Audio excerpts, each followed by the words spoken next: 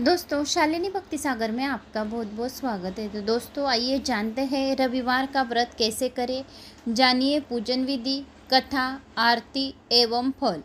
कोई चैनल पर नया आया होगा तो लाल बटन पर सब्सक्राइब कीजिए, ऑल पे क्लिक कीजिए और ज़्यादा से ज़्यादा लोगों को शेयर कीजिए। श्री गणेशाय नमो नमः। रविवार की पूजन विधि। रविवार सूर्य देवता की पूजा का वार होता है। जीवन में सुख समृद्धि, धन संपत्ति और शत्रुओं से सुरक्षा के लिए रविवार का व्रत सर्वश्रेष्ठ है। रविवार का व्रत करने व कथा सुनने से मनुष्य की सभी मनोकामनाएं पूर्ण होती है। मान सम्मान, धन, यश तथा उत्तम स्वास्थ्य मिलता है। रविवार व्रत का ऐसा करे पूजन। सूर्य का व्रत 1 वर्ष या 30 रविवार तक अथवा 12 रविवार तक करना चाहिए। रविवार को सूर्योदय से पूर्व बिस्तर से उठकर शौच व स्नानादि से निवृत्त होकर स्वच्छ लाल रंग के वस्त्र पहन ले। तत्पश्चात घर के ही किसी पवित्र स्थान पर भगवान सूर्य की सुवर्ण निर्मित मूर्ति या चित्र स्थापित करें। इसके बाद विधि विधान से गंध पुष्पादि से भगवान सूर्य की पूजन करें। पूजन के बाद व्रत कथा सुने। व्रत कथा सुनने के बाद आरती करें। तत्पश्चात सूर्य भगवान का स्मरण करते हुए ओम हम हिम हम सम सूर्याय नमः इस मंत्र का 12 या अथवा 5 अथवा 3 माला जाप करें। जप के बाद शुद्ध जल, रक्त, चंदन, अक्षत, लाल पुष्प और दुर्वा से सूर्य को अर्घ्य दे। सात्विक भोजन व फलाहार करें। भोजन में गेहूं की रोटी, दलिया, दूध, दही, घी और चीनी खाए। रविवार के दिन नमक नहीं खाए। अभी व्रत कथा। प्राचीन काल में एक बुढ़िया रहती थी। वह नियमित रूप से रविवार का व्रत करती थी। रविवार के दिन सूर्योदय से पहले उठकर बुढ़िया स्नानादि से निवृत्त होकर आंगन को गोबर से लिपकर स्वच्छ करती थी। उसके बाद सूर्य भगवान की पूजा करते हुए रविवार का व्रत कथा सुनकर सूर्य भगवान का भोग लगाकर दिन में एक समय भोजन करती थी। सूर्य भगवान की अनुकंपा से बुढ़िया को किसी प्रकार की चिंता एवं कष्ट नहीं था। धीरे धीरे उसका घर धन धान्य से भर गया था। उस बुढ़िया को सुखी होते देख उसकी पड़ोसन उससे जलने लगी। बुढ़िया ने कोई गाय नहीं पाल रखी थी। अंत वह अपनी पड़ोसन के आंगन में बंधी गाय को गोबर लाती थी।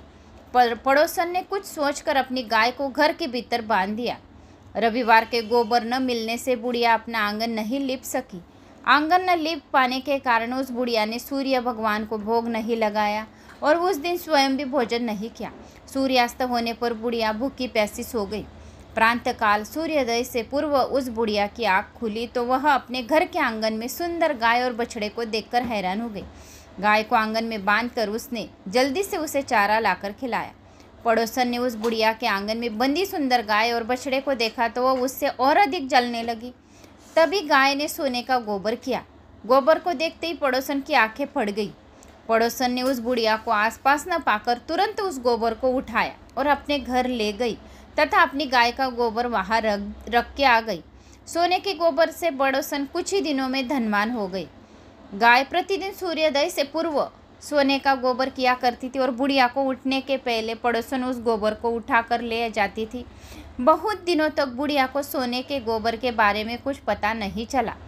बुढ़िया पहले की तरह हर रविवार को भगवान सूर्यदेव का व्रत करती रही और कथा सुनती रही।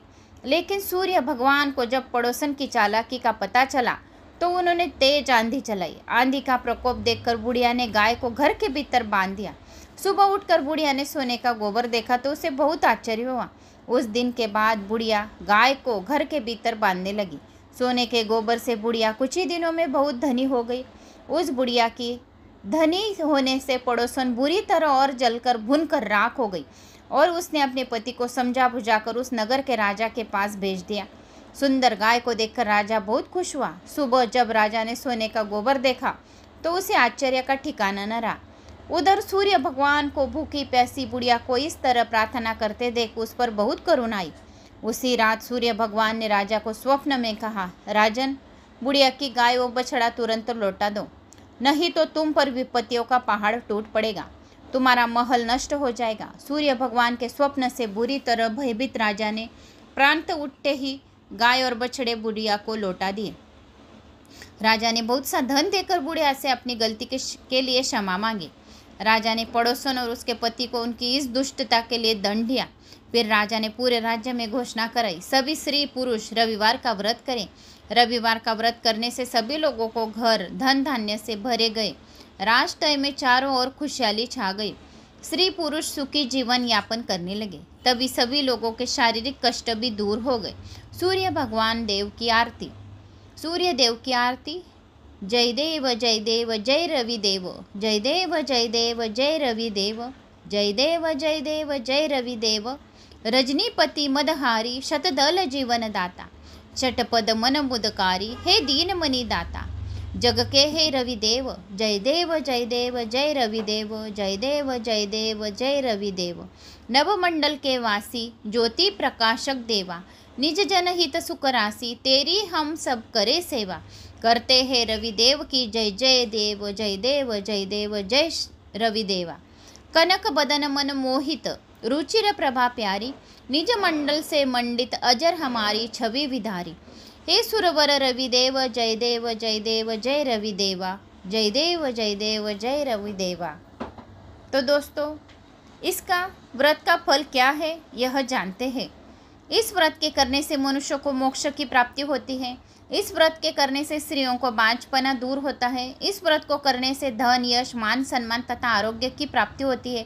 इस व्रत करने से सभी पापों का नाश होता है। इस व्रत की कथा सुनने पर मान सम्मान, आरोग्य, धन संपदा, अखंड सौभाग्यवती सभी हमारी इच्छाएं पूर्ण होती है। तो उम्मीद करती हूँ आपको दी गई यह व्रत कथा अच्छी लगी हो। अच्छी लगी तो लाइक शेयर सब्सक्राइब अवश्य करें। जय देव जय देव जय रवि देवा कमेंट्स बॉक्स में या अपने गांव का नाम अवश्य करें।